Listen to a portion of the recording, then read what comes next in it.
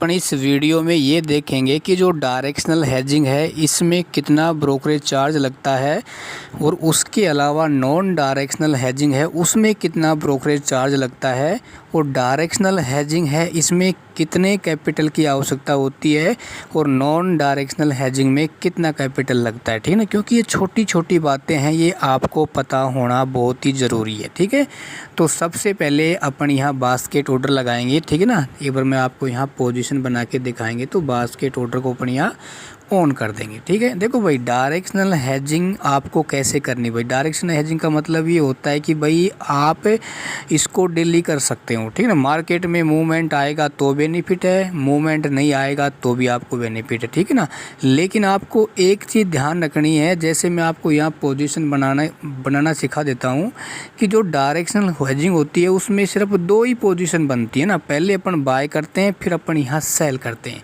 देखो मैं आपको यहाँ पे जैसे कि आप यहाँ देख पाओगे ये वाला जो 94 वाला प्रीमियम मैंने यहाँ पे बाय कर दिया है। ठीक है, और उसके अलावा यहाँ पे 138 वाला प्रीमियम अपन यहाँ पे सेल कर दिया ना।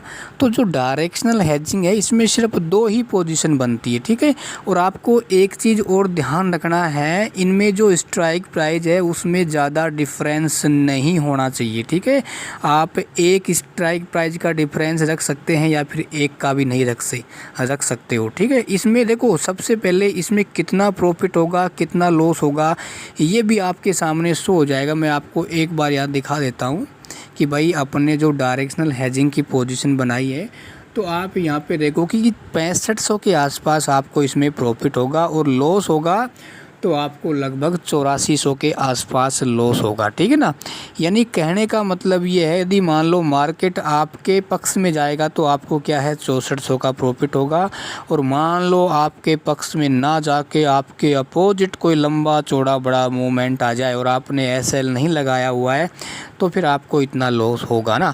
लेकिन इतना लॉस होता नहीं है क्योंकि मैंने आपको पहले बताया हुआ है कि अपन को अपने कैपिटल का कितना परसेंट लेना है। जैसे डायरेक्शनल हेजिंग है उसमें आप ले सकते हैं जैसे 1% हो गया 2% हो गया, यदि मान लो मार्केट आपके अकॉर्डिंग चल रहा है तो उसको ट्रेल करो। ठीक है, अच्छा तो आपको इससे मतलब नहीं होना चाहिए ना। अच्छा उसके बाद अब अपन इसमें ये पता करेंगे कि भाई इसमें कितना ब्रोकरेज चार्ज लगता है। देखो डायरेक्शनल हेजिंग है उसमें दो पोजीशन बनती है तो आप ये मान के चलो 90 या 100 के आसपास इसमें ब्रोकरेज चार्ज लगता है। ठीक है ना, क्योंकि आप सभी को पता है क्योंकि इसमें जैसे आपने बाय किया हुआ है तो भी इसका एक ब्रोकरेज चार्ज लगेगा, आपने सेल किया हुआ है तो भी आपका इसका ब्रोकरेज चार्ज देना पड़ेगा। तो सीधी सी बात है, गांव की भाषा में यही है कि इसमें लगभग 90 या 100 रुपये के आसपास डायरेक्शनल हेजिंग में आपका ब्रोकरेज चार्ज लगेगा। जैसे मान लो कि डायरेक्शनल हेजिंग में आपका यहाँ पे 40,000 कैपिटल लग रहा है ना, तो आप क्या करोगे 40,000 का जैसे आप 2% बुक कर लिया तो कितना हो जाएगा 800 रुपये हो जाएगा ना।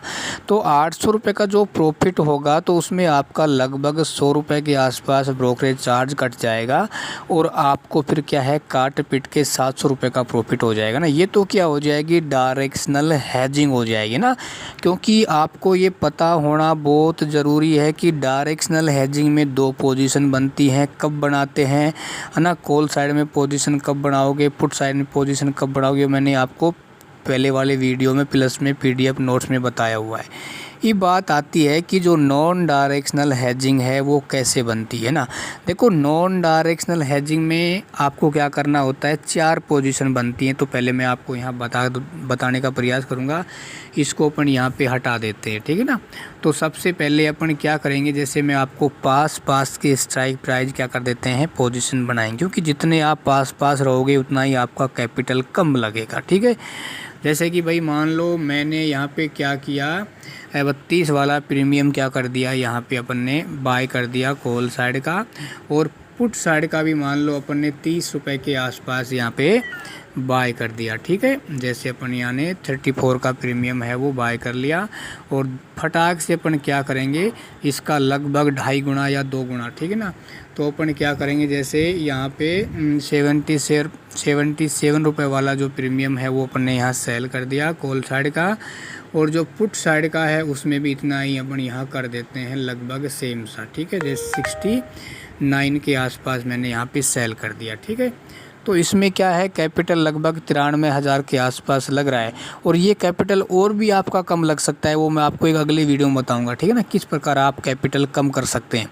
तो इसमें क्या हो गया, जो नॉन डायरेक्शनल हेजिंग है इसमें 4 पोजीशन बन गई। ठीक है ना, और 4 पोजीशन में आपका ब्रोकरेज चार्ज लगेगा लगभग, आप ये मान के चलना 190 के आसपास लगेगा। हो सकता है 200 भी लग जाए, 195 भी लग जाए। ठीक है ना, क्योंकि 4 पोजीशन यहाँ हो जाएगी, और इसमें देखो आपका प्रॉफिट भी फिक्स हो जाएगा, लॉस भी फिक्स हो जाएगा।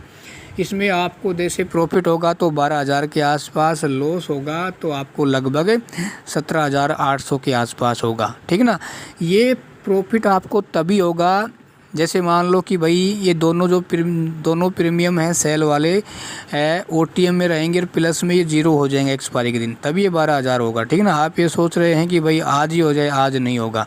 तो अपन को यही करना होता है, जैसे 12,000 यहाँ पे प्रॉफिट शो हो रहा है ना, तो इसमें आप 1% बुक करो, 1.5% बुक करो। ठीक है ना, कैपिटल का आपको 1% या आधा %। मैं तो ये मानता हूँ आप बिगनर है ना, तो पहले आप सीखने पे फोकस करो भाई। आपको 0.5% आपका प्रॉफिट हो, आप उसे बुक कर लीजिए या फिर आप उसे ट्रेल करिए। ठीक है ना, चार्ट को देखते हुए, क्योंकि आपको स्टार्टिंग में ज़्यादा रिस्क नहीं लेनी है। मैं हरदम कहता हूँ, क्योंकि बिगिनर को सीखने पे फोकस करना है, ना कि प्रॉफिट पे।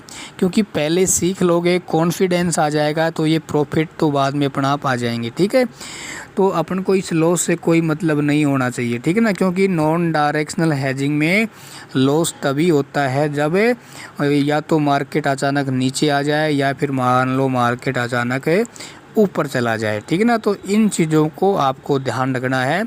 तो मैंने आपको इस वीडियो में यही बताया है कि इसमें कितना ब्रोकरेज चार्ज लगता है ना, कितनी इसमें पोजीशन बनती हैं।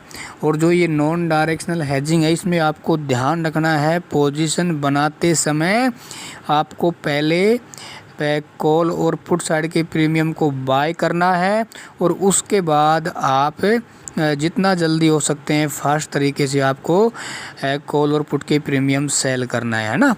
और बाद में जैसे कि मान लो आपको प्रॉफिट हो रहा है या लॉस हो रहा है, तो आपको पहले सेल वाली पोजीशन को एग्जिट करना है दोनों को, और उसके बाद आपको बाय वाली पोजीशन को एग्जिट करना है। ठीक है, बाकी समझ में नहीं आए तो आप कॉल कर सकते हैं। ठीक है, देखो भाई, मेरा एक ही उद्देश्य है कि आपको पहले राइट डायरेक्शन के साथ राइट एजुकेशन दी जाए। ठीक है।